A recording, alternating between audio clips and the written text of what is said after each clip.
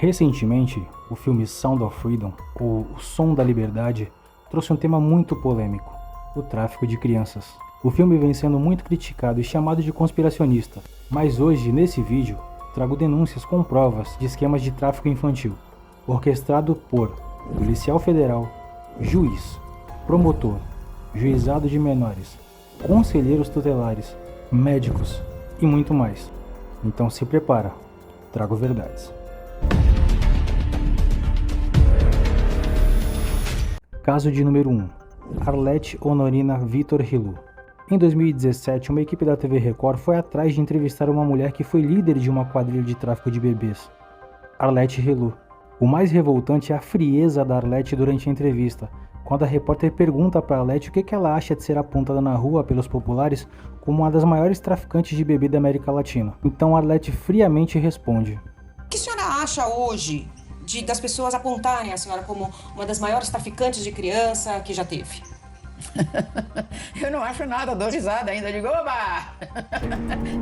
Arlete já foi presa 2 vezes por uma porção de crimes como falsidade ideológica, formação de quadrilha, subtração, tráfico de crianças, entre outros. Mas como isso aqui é Brasil, se somada a pena das 2 condenações, vão dar cerca de 4 anos de prisão cada uma mais ou menos. Piada, né? Mas voltando à entrevista, se você acha que ela aprendeu algo ou se arrependeu nos anos que ficou na prisão, olha aí o que ela comentou sobre o tempo que ela passou na cadeia. Mas eu também não me preocupei por estar lá dentro da cadeia, me diverti um monte. A senhora se divertiu? Surpreendendo a todos, Arlete entrega como funcionava a organização que traficava crianças entre Curitiba e Santa Catarina. O esquema funcionava através de cartórios, juizado de menores, juízes, promotores e um policial federal, que era quem fornecia os passaportes para que as crianças passassem despercebidas nos aeroportos. Tudo era feito cuidadosamente de uma maneira que parecesse legal aos olhos da lei. Afinal, todas as documentações eram feitas realmente pelos órgãos competentes. Então tinha todo um ar de legalidade naquilo. Arlete chega a citar os nomes dos envolvidos, e a equipe da Record chegou a ligar para um deles, e era justamente o policial federal que cedia os passaportes. Mas óbvio que ele não ia querer comentar sobre o caso, né? Como se não bastasse, nessa mesma entrevista, Arlete solta que há poucas semanas atrás um bebê havia caído nas mãos dela, e ela havia entregue para um gringo. Ou seja, ela tinha feito de novo, se é que um dia parou de fazer, né? Em alguns trechos da entrevista, ela ainda tenta justificar seus atos, mas obviamente sem sucesso. Mano, tô me segurando aqui pra não xingar. Suspeita-se que até 12 mil crianças foram traficadas pelo esquema de Arlete Rillo. Só em Israel, cerca de 3 mil crianças brasileiras teriam sido traficadas por meio do esquema. Na época, cada criança era vendida por cerca de $20 mil cada. Bom, se alguém estiver duvidando, em 2012 e 2014 tivemos 2 CPIs sobre tráfico de pessoas aqui no Brasil, uma na Câmara e outra no Senado. O caso Arlete Rillo foi apenas um dos casos dessa CPI. Caso de número 2. A conselheira.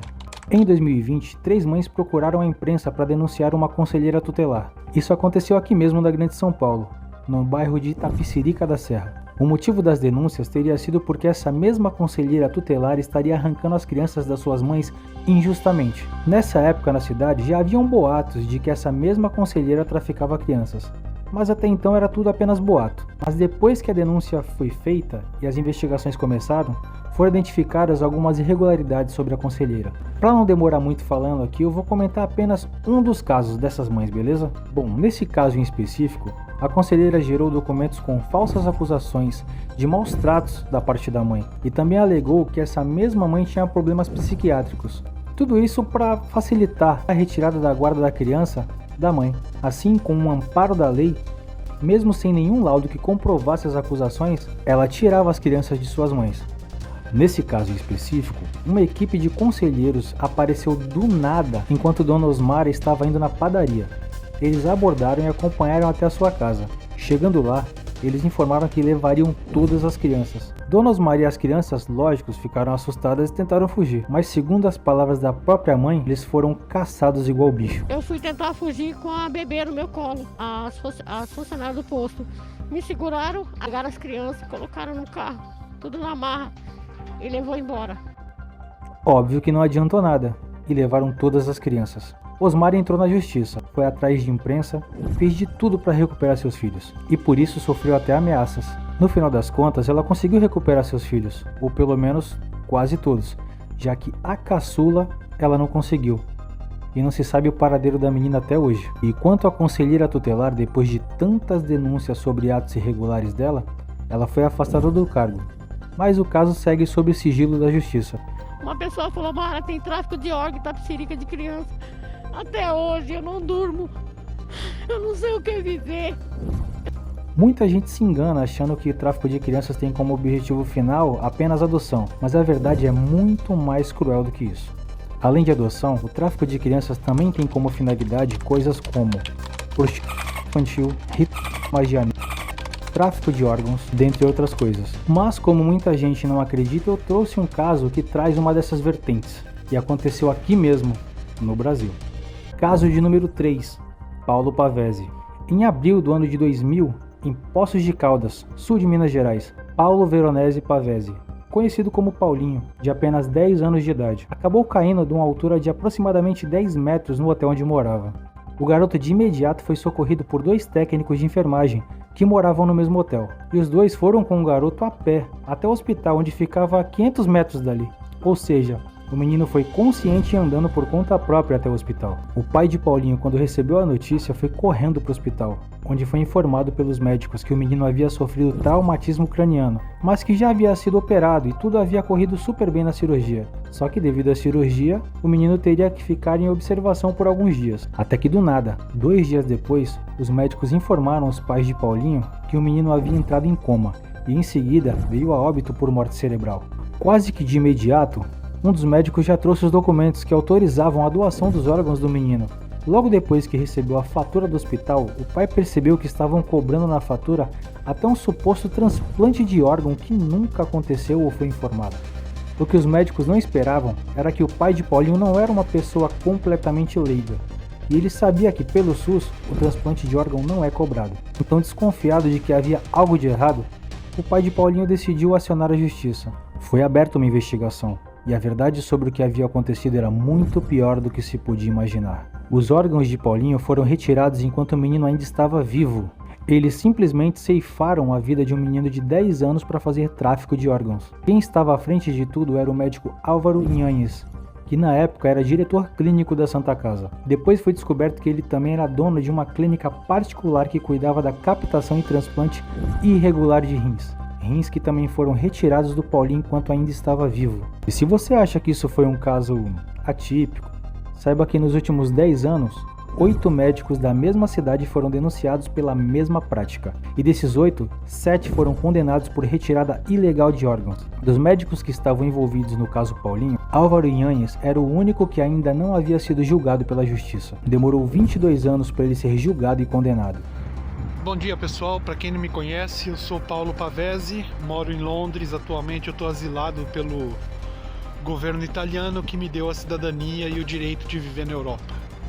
O meu caso é bastante complicado porque eu tinha um filho que foi assassinado. Ele teve os órgãos retirados enquanto ainda estava vivo e esses órgãos foram vendidos. Durante muito tempo na minha vida eu fiquei investigando o caso, juntei provas, apontei os culpados com provas e levei à justiça. A justiça demorou pelo menos 18 anos para julgar, prender, condenar, mas logo em seguida um desembargador recebeu R$500 mil e anulou todas as sentenças, colocando todo mundo na rua, inclusive o próprio STF. Foi quem liberou. Mesmo eles estando condenados em segunda instância, eles não foram presos, né? A pessoa que matou meu filho, que escreveu que ele estava vivo quando eles tiraram os órgãos, essa pessoa foi candidata a vereadora de Poços de Caldas.